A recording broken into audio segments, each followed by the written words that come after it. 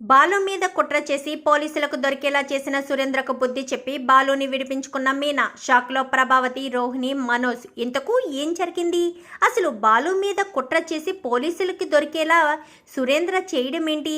మరి సురేంద్రకు బుద్ధి వచ్చేలా మీనా ఏం చేసింది? అసలు ఏం జరిగిందనేది వీడియోలో చూసి తెలుసుకునేద్దాం.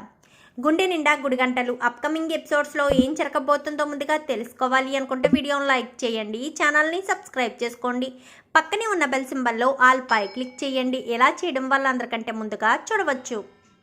ఎప్పుడైతే శృతి ఇటు రవి ప్రేమించుకుంటున్నారన్న విషయం బాలు తెలుసుకున్నాడో రవికి వార్నింగ్ ఇచ్చినా కానీ రవి మాత్రం శృతిని మర్చిపోకపోవడంతో ఇంకా బాలు వాడేదైనా చేసుకుంటే తర్వాత ఇంట్లో వాళ్ళంతా కూడా బాధపడతారు. సురేంద్ర ఏం చేస్తాడు? ఏం చేయలేడులే.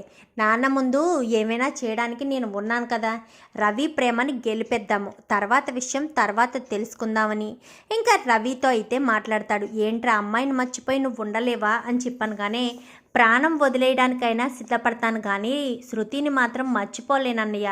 నాకు నువ్వే కదా అందరికంటే ఎక్కువ. నా బాధ అయినా కష్టమైనా నీకే చెప్పుకుంటాను. అలాంటిది నువ్వే నా ప్రేమను పట్టించుకోకుండా నాకు వార్నింగ్ ఇస్తుంటే ఏం చేయాలో అర్థం కాలేదన్నయ్య అని చెప్పనేసరికి శృతి నిన్ను పెళ్లి చేసుకోవడానికి అంగీకరిస్తుందా అని చెప్పాను కానీ నాకంటే శృతికే నేనంటే ఎక్కువ ఇష్టం అన్నయ్య. ఇప్పటికిప్పుడు వచ్చేయమంటే ఇంట్లోంచి బయలుదేరి వచ్చేస్తుంది అని చెప్పనేసరికి ఇప్పటికిప్పుడు వద్దులే, రేపు ఉదయాన్నే గుడి దగ్గరికి వచ్చేమను, అక్కడే మీ ఇద్దరి పెళ్ళి నేను జరిపిస్తాను అంటూ ఇంకా బాలు చెప్పేసరికి నిజమా అన్నయ్య, నిజంగానా అనగానే ప్రామిస్ రా, నిజంగా చెప్తున్నాను, మీ ఇద్దరికి పెళ్ళి జరిపిస్తానని. ఇంకా శృతిని రప్పించి ఇటు రవికి శృతికి పెళ్ళి అయితే జరిపించేస్తాడు బాలు అయితే. ఇంకా ఆ విషయం తెలుసుకున్న సురేంద్ర కాస్త వచ్చి బాలు కాలర్ పట్టుకుంటాడు. మీ అమ్మాయికి ఇష్టమయ్యే ఈ పెళ్లి చేసుకుంది, తననేమీ బలవంతంగా చేయలేదు, కావాలంటే తననే అడగండి అని చెప్పనేసరికి అవును నాన్న, నా ఇష్టపూర్వకంగానే ఈ పెళ్లి చేసుకున్నాను, ఇందులో ఎవరు ప్రమేయం లేదు, ఎవరూ నన్ను ప్రలోభ పెట్టలేదు, నేను ఎవరి మాటలకి లోబడలేదు అని చెప్పనేసరికి నా పరువు తీసేవు కదే, ఎప్పటికప్పుడు చెప్తూనే ఉన్నాను ఈ లో క్లాస్ వాళ్ళతో సంబంధం వద్దు అని, నా మాట వినిపించుకోలేదు అని చెప్పనగానే చూడు డాడ్, ఇది లో క్లాస్ ఫ్యామిలీ కాదు, నా కుటుంబం, మా అత్తవారిల్లు, నేను ఎక్కడుంటే మా అత్తవారిల్లు అదే నాకు ఎక్కువ. అయినా మీ డబ్బు దార్పాలకు నేను ఎప్పుడూ కూడా లొంగిపోలేదు, ఎప్పుడూ నా జాబు తెచ్చుకున్నప్పటి నుంచి కూడా నా జీతంతో నాకు కావాల్సిన అవసరతలన్నీ తీర్చుకున్నాను. మీకు నాకు ఏ సంబంధం లేదనగానే నీకు నాకు ఏ సంబంధం లేదే, చచ్చావనుకుని వెళ్ళిపోతానని చెప్పి అక్కడి నుంచి సురేంద్ర వెళ్ళిపోతాడు. బాలుకు మాత్రం వార్నింగ్ ఇస్తాడు. ఇంకా సురేంద్ర అయితే తట్టుకోలేకపోతాడు. ఇదంతా బాలుగాడు చేశాడు. బాలుగాడి చేతిలో ప్రతి క్షణం నేను ఓడిపోతూనే ఉన్నాను. బాలుగాడిని మాత్రం ఎట్టి పరిస్థితుల్లో వదిలిపెట్టకూడదు అని బాలుగాడి మీద ఎంక్వైరీ చెయ్యండిరా, వాడు మైనస్లేంటి ప్లస్లేంటి అన్నీ కూడా నాకు తెలియాలి అని చెప్పి ఇంకా సురేంద్ర అయితే తన మనుషులకి చెప్పేసరికి వాళ్ళైతే మొత్తం అంతా ఎంక్వైరీ చేస్తారు. ఇంకా వాడికి గజ అనే ఒక రౌడీతో గొడవలు ఉన్నాయని, ఇంకా వాళ్ళిద్దరూ ఎప్పుడు చూసుకున్నా కానీ గజగాడిని బాలుగాడు కొడుతూనే ఉంటాడని, గజగాడికి బాలుగాడంటే కోపం ఎక్కువగా ఉందన్న విషయాలన్నీ కూడా ఎంక్వైరీ చేసుకుని వచ్చేసరికి ఏంటి అని చెప్పాను కానీ జరిగిందంతా కూడా చెప్తారు. ఆ మాటలు విన్న తర్వాత సురేంద్ర అయితే ఆ గజగాడిని ఒకసారి ఇక్కడికి పిలిపించండి, వాడితో నేను మాట్లాడి బాలుగాడు అంతు చూస్తాను అని చెప్పనేసరికి సరేనని ఇంకా సురేంద్ర మనుషులు కాస్త గజ దగ్గరికి అయితే వెళ్తారు. గజ అయితే సురేంద్ర దగ్గరికి వస్తాడు. రావడంతో ఎందుకండి నన్ను పిలిపించారనగానే చూడు గజ, నీకు బాలు మీద కక్ష ఉంది, నాకు కూడా బాలు మీద పగ ఉంది, మనిద్దరి పగ తీరాలి అంటే నువ్వు నేను చేతులు కలిపితే ఖచ్చితంగా మన పగ తీరుతుంది అని చెప్పాను కానీ బాలు మీద మీకు పగ ఏంటి అని చెప్పాను కానీ నా కూతురు పెళ్ళి చేశాడు, వాళ్ళ తమ్ముడికిచ్చి నా కూతురు పెళ్ళి జరిపించాడు అని చెప్పాను కానీ ఓహో మొన్న పెళ్ళైన అమ్మాయి మీ అమ్మాయేనా అని చెప్పాను కానీ అవును, ఆ అమ్మాయి మా అమ్మాయి, వాడిని ప్రేమించి వాళ్ళింటికి కోడలుగా వెళ్ళిపోయింది అని చెప్పనేసరికి ఇప్పుడు ఏం చేద్దామంటారు అనగానే వాడిని ఏదో రకంగా ఇరికిస్తాను, నువ్వే ఏదో రకంగా ఇరికించి పోలీసులకు పట్టించి పోలీస్ స్టేషన్లోనే కుంపించే బాధ్యత నాది అని చెప్పనగానే సరైతే నేను మంచి ముహూర్తం చూసి మీకు చెప్తాను అంటూ గజ వెళ్ళిపోతాడు. ఏంటి సారు వాడితో చేతులు కలుపుతున్నారు, మీ రేంజ్ ఏంటి వాళ్ళ రేంజ్ ఏంటి అని చెప్పనగానే తప్పదురా 2-3 అడుగులు దిగైనా సరే నా కూతురి పెళ్లి చేసిన బాలుగాన్ని మాత్రం ఎట్టి పరిస్థితుల్లోనూ వదిలిపెట్టను. ఎలా వదిలిపెడతానుకున్న వాడిని నా కూతుర్ని నాకు నుంచి కాకుండా నాకు శత్రువులా తయారు చేస్తాడా? ఎవరితో అయితే ప్రతి క్షణం నేను గొడవలు పడుతూ ఉంటానో వాడింటికే నా కూతురు కోడలుగా వెళ్ళినందుకు నాకు చాలా అవమానంగా ఉంది అని చెప్పి సురేంద్ర అయితే అంటాడు. ఇంకిక్కడ గజ అన్ని ఏర్పాట్లు చేసి ఒకరోజు ఒక బాక్స్లో అయితే ఏదో పెట్టి తెలియకుండానే వెనక సీట్లో పెట్టేస్తాడు. బాలు అది చూసుకోడు.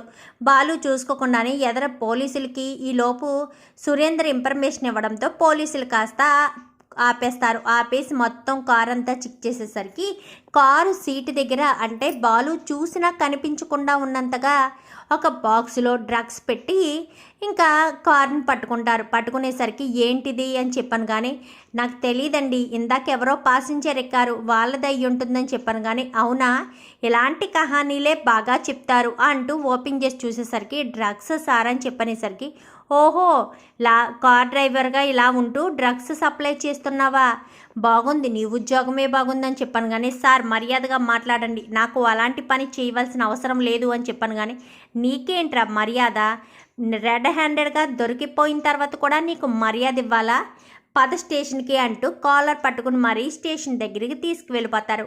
ఆ విషయం తెలుసుకున్న మీనా కాస్త పరుగున స్టేషన్ దగ్గరికి వెళ్తుంది.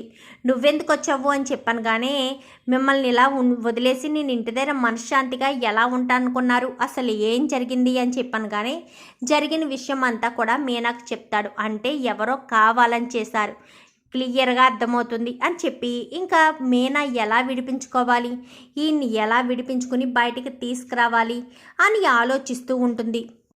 ఏమైందమ్మా మీనా అని చెప్పి సత్యం అడిగేసరికి ఏదో డ్రగ్స్ కేసు అంటే మామయ్య గారు ఎవరో కావాలని ఇరికించారు అని చెప్పాను కానీ బాలుగాడు ఈ పనులు కూడా చేస్తున్నాడా అని చెప్పి ఇంకా ప్రభావతి మాట్లాడేసరికి అత్తయ్య మీ అబ్బాయి మీద మీకు నమ్మకం లేకపోవచ్చు, నా భర్త మీద నాకు నమ్మకం ఉంది, నా భర్త ఎప్పుడు అలాంటి తప్పుడు పనులు చెయ్యరు, విడిపించుకుంటాను, నా భర్త ఏ తప్పు చేయలేదని నిర్దోషగానే విడిపించుకుంటాను అని మీనా అయితే ఆలోచిస్తూ ఉంటుంది.